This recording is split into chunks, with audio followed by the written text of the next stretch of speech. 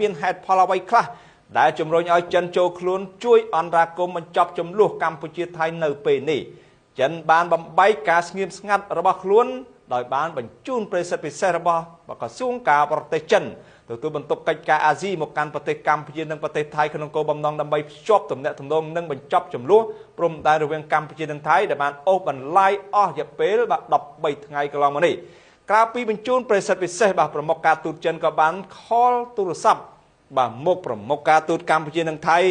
ដើម្បីពិភាក្សាលើបញ្ហាបញ្ចប់ចំនួនព្រំដែនរវាងប្រទេសទាំងពីរផងដែរក្រុមការងារសារព័ត៌មាន Digital Cambodia លំអិតលើរឿងរ៉ាវនេះដូចតទៅបាទ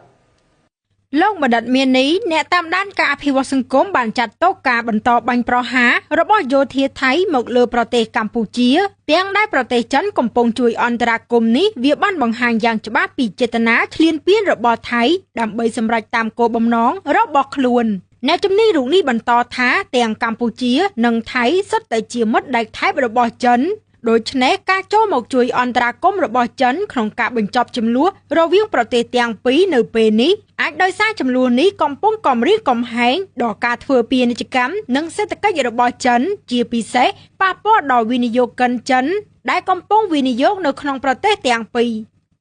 រឿងដែលសំខាន់នោះគឺយើងដឹងថាពីដំបូងទីយើងតែគិតថាចិនជាមិត្តដៃថែបរបស់យើងអញ្ចឹងហើយបាទតែក្រោយមកទើបបានយើងដឹងថាចិនក៏ជាមិត្តដៃថែបរបស់ថៃបែបអាចរឹងជាដៃថែបខ្មែរទៀតបើសិនជាគិតអំពីរឿងផលប្រយោជន៍ណាបាទដូច្នេះក្នុងចំនួនរវាងកម្ពុជាថៃនេះវាបើនិយាយពីមហាអំណាចចិនគឺគេវាខាតគឺចិនខាតច្រើនជាងអាមេរិកបើក្នុងបញ្ហាសេដ្ឋកិច្ចណាបើសិនបើប្រទេសទាំងពីរនឹងនៅតែបន្តការប្រយុទ្ធគ្នាតទៅទៀតគឺចិនដែលជាអ្នកមានមូលដ្ឋានគ្រឹះសេដ្ឋកិច្ចរបស់ខ្លួនមកនៅក្នុងឬក៏ច្រើនក្នុងប្រទេសទាំងពីរនឹងត្រូវខាតបង់ទាំងសងខាងបាទតែសម្រាប់សហរដ្ឋអាមេរិកយើងមិនសូវឃើញមានអីក្រៅពីរឿងតាក់ទងជាមួយនាំចូលទៅអាមេរិកតាមអីទេប៉ុន្តែចិនមានប៉ះពាល់ខ្លាំងទៅដល់ការវិនិយោគការអភិវឌ្ឍផ្សេងៗដែលចិនមាននៅក្នុងប្រទេសទាំងពីរហ្នឹងបាទអញ្ចឹងជារឿងធំគឺរឿងផលប្រយោជន៍បាទ